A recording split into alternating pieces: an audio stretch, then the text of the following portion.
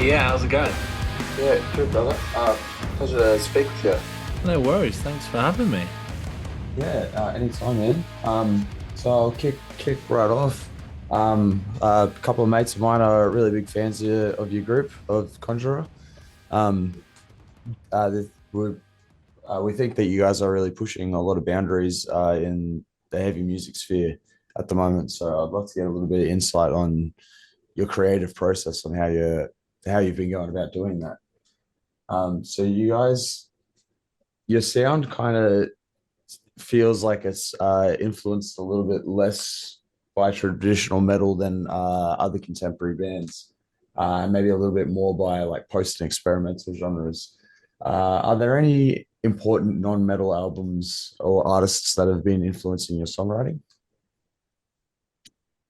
Um, yeah, I think it's an interesting one because I don't know who the quote is from, but it's something that we've kind of like stuck by from day one, which is that if you like rip off one, two, three bands, you sound like those one, two, three bands. And if you rip off 30 or 40 bands, you've created your own sound. And I think that's been a really important thing for us is that we came from this like metalcore scene. Like originally, when Dan and I first met, we were both playing in, roughly metalcore bands, and we got sick of the like really tight genre constraints and I mean that scene in general. And it was around the time I was discovering bands like Gojira and Black Dahlia Murder and Great bands. Electric Wizard and just like really broadening my musical horizons and same with Dan. Like it was just such an explosive time for I mean Yob, Pallbearer, like such an explosive time for us in terms of, discovering that there's more to metal than Lamb of God and Bullet for My Valentine. Yeah, for sure. So I think a lot of that is kind of baked into our sound just from the fact that it was the first time writing when we discovered all of this music. But like you said, like there is so much um probably not direct influence in the non-metal realm, but like the majority of our collective listening is not heavy metal music. Like on any given day, I'm probably listening to hip hop. Dan's probably listening to some obscure folk artist. Connor's probably listening to something on the radio, and Noah's probably listening to something really fucking boring. But we're all drawing from these different reference points, and I think that while a Kendrick Lamar song might not directly influence something that Conjurer does.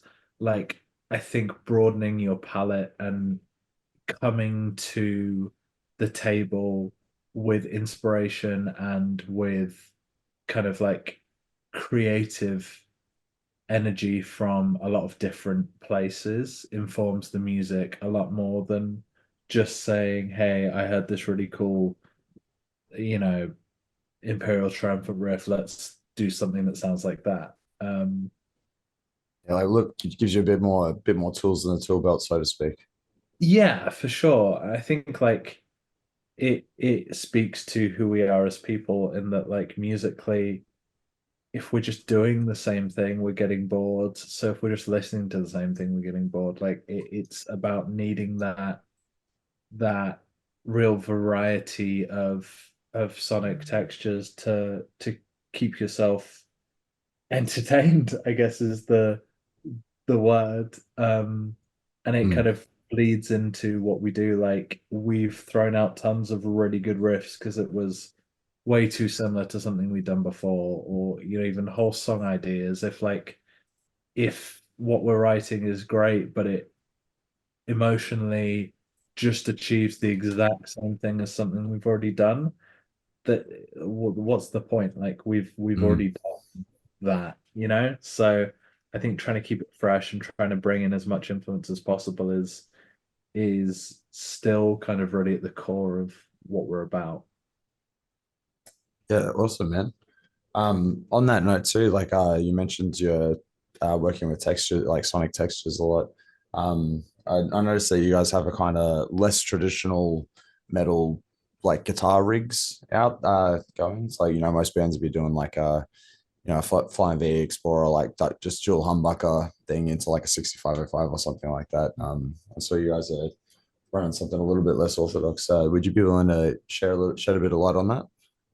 Yeah, it's actually really funny because um Dan, the other vocalist guitarist, is like the gear nerd and the one that Mm. is like really in deep on all of that stuff, has a huge pedal board. I'm like the exact opposite. Like I fucking hate gear. I have to have it to be in a band, but like Yeah.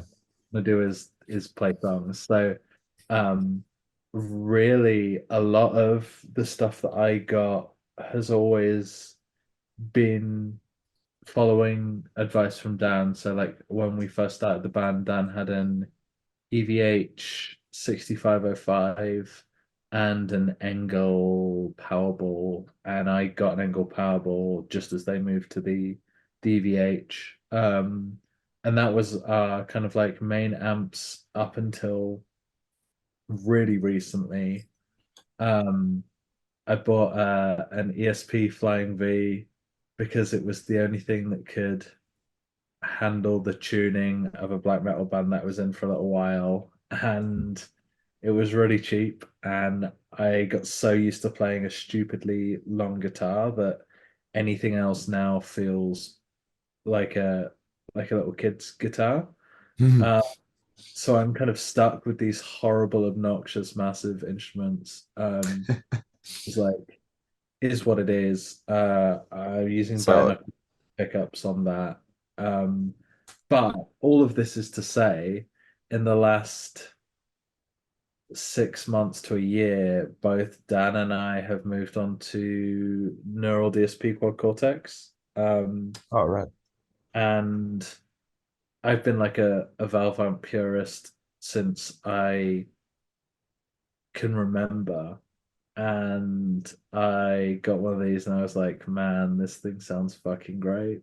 And like we were using orange pedal babies as like instead of power amps. And it's totally fine. Dan just bought a oh, I can't remember the brand, but like a proper valve tube power amp, and it sounds insane. Like it's like functionally the same as Dan's EVH in terms of like quality and like responsiveness. We always play through cabs as well, so like even if we're going with digital, it's now going to be digital with valves with a cab. So yeah, like Um, still get that stage sound, yeah, getting pushed.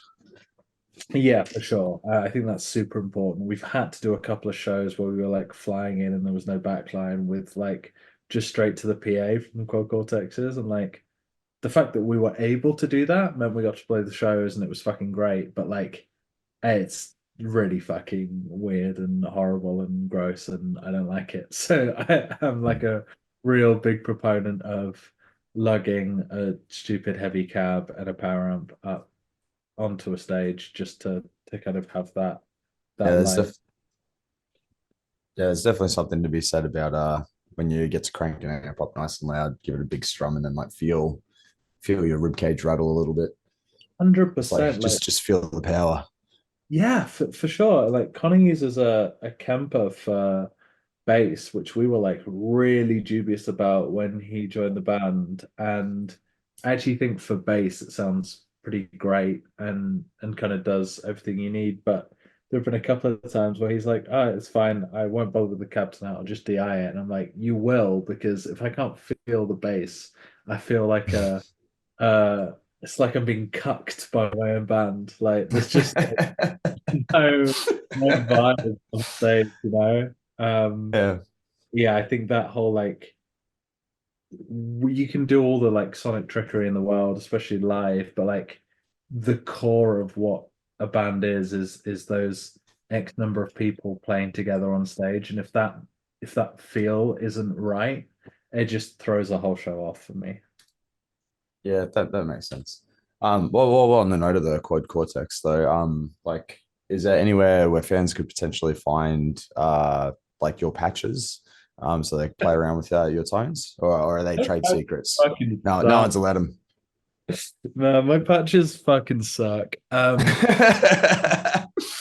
I we it's not something we have put up. Like the closest we've done to that is we have like tabs on our Bandcamp for all of the material we've released so far that are like free to download if people want to have a look at. Like a lot of it has is stuff that we were writing from. So like all the notes on all the sections will be like just what that riff was originally called. Oh, And that's awesome. things that became like choruses were previously known as this and that. So like in terms of like behind the scenes stuff, that I think that's probably the closest we'll get. Like I'd totally be down to release the patches one day, but like mine is embarrassing. Like it doesn't our front of house puts in a lot of effort to get it sounding all right live. So you've really reminded me I need to put some time into that before we go on tour again.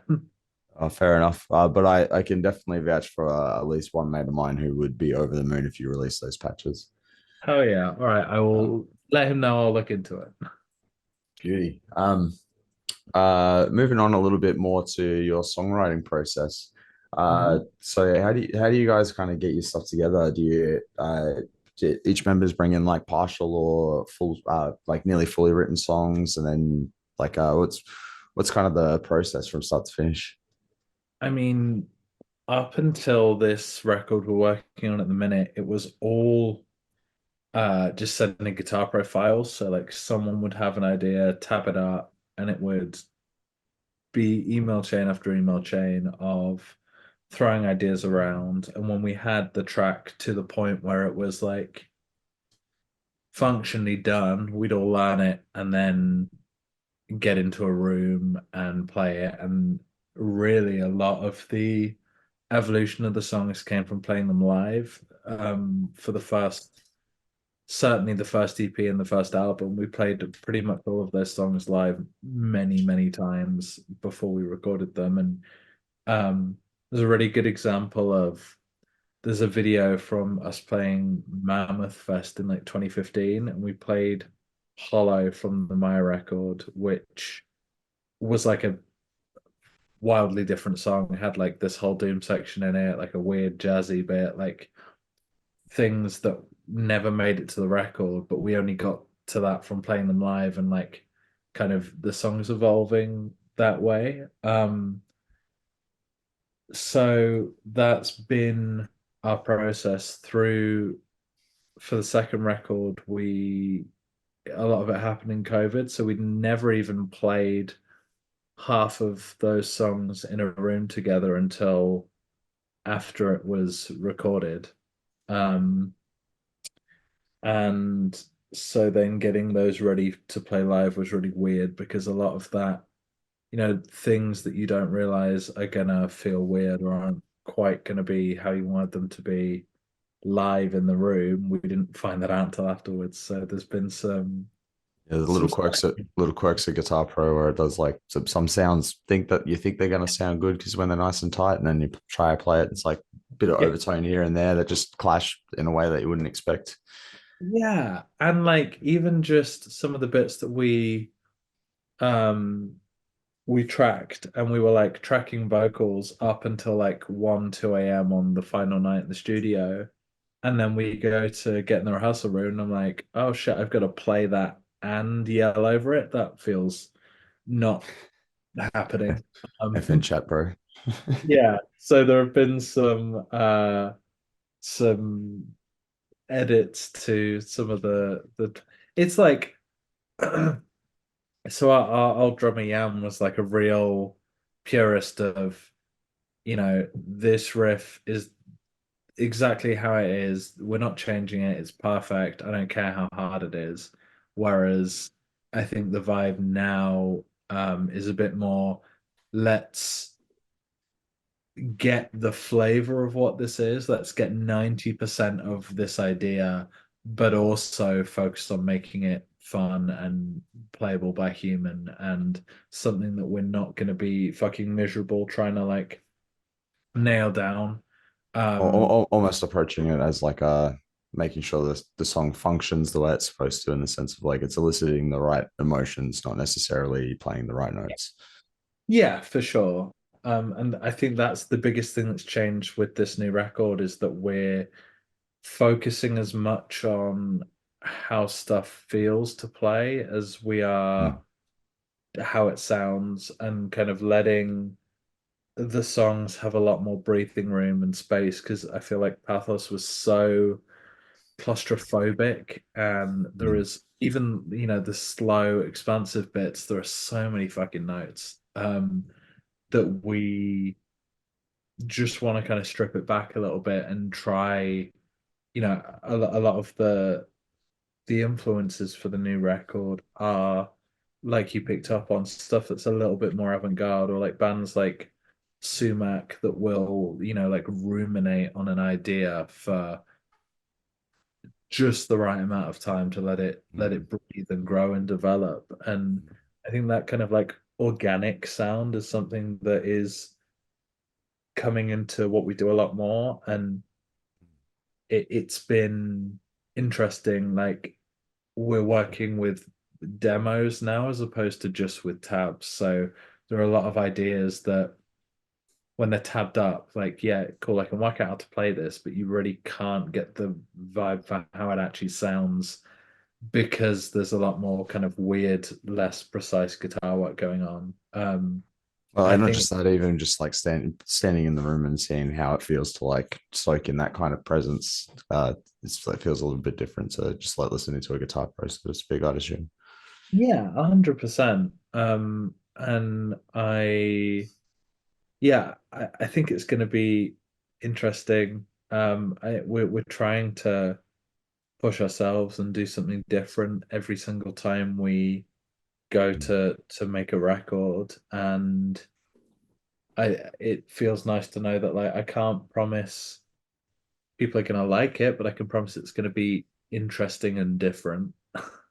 I think you've already built a reputation for yourself in really respecting your audience, in the sense that you give the audience the benefit of the doubt to allow your songs to build in their structures, to let them tell their stories at the way that they like, gives them the time that they need to tell their stories, Oh yeah, rather than just kind of like cutting into, riff after riff after riff after riff.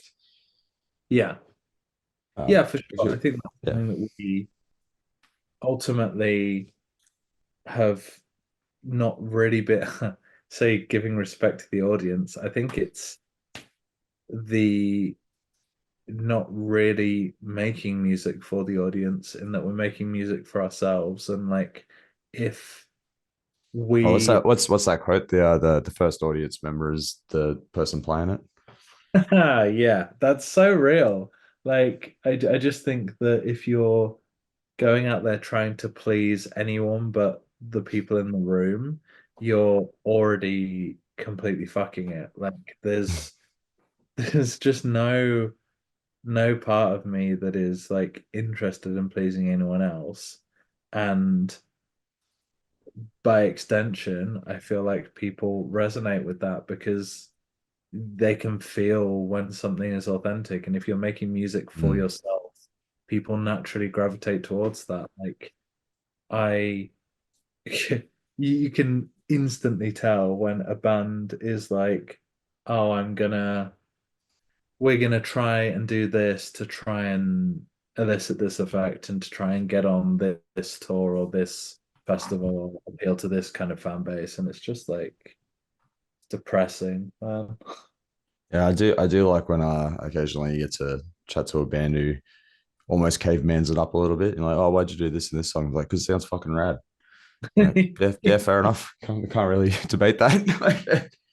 There's a um, track we're working on at the minute, and we had this debate. Dan was like, "Oh, do you not feel like it's really cool for like the first 3 minutes, and then it just like is riff after riff after riff after riff after riff?" And I'm like, "Yeah, but it's sick." And yeah, it's like uh like what's that Megadeth track? Um the start to Rust in Peace. First Holy Wars. That's just like 19 god tier riffs in a row.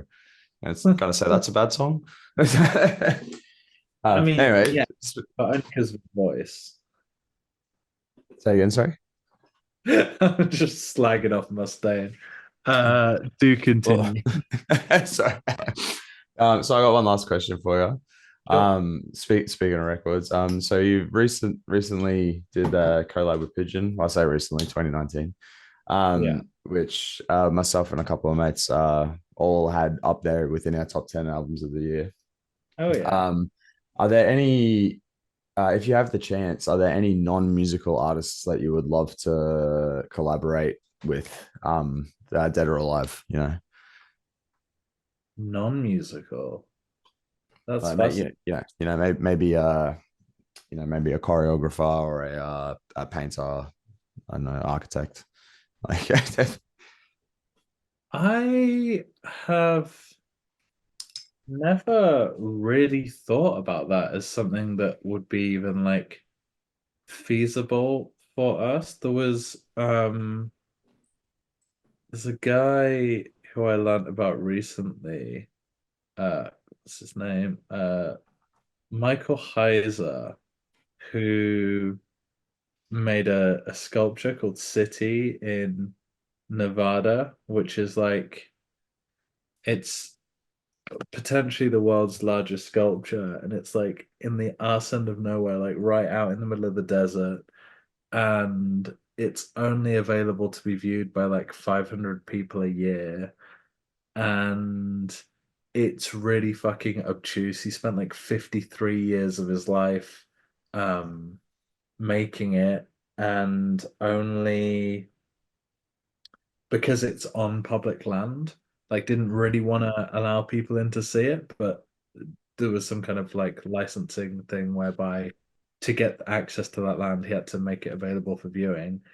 And I think like one, what a fucking psychopath, and two, like I respect that commitment to like dumb fucking art. Like you've spent the best part of your lifetime building something that functionally no one will ever see. Like, I love people that are that like insanely committed to like creating just for because it's what they have to do. So I would yeah. absolutely collab with him. And in theory, we get started on it now. It might come out before I die. Yep. Awesome. Thank you so much for your time, man. I really enjoyed having a chat with you, and I feel like I got a lot out of this. So, yeah, cheers Yeah. for being on Um, the show. What are you guys coming down to any of the shows in May? You better believe it. Hell yeah. Well, come say hi and we'll grab a drink. And I'm gonna be like hella fucking jet lagged, but it would be great to hang out. Yeah, awesome. Let's do it. All right, peace, Fuck yeah. man. Thanks for your time, man. See you in a bit. Yeah, bye.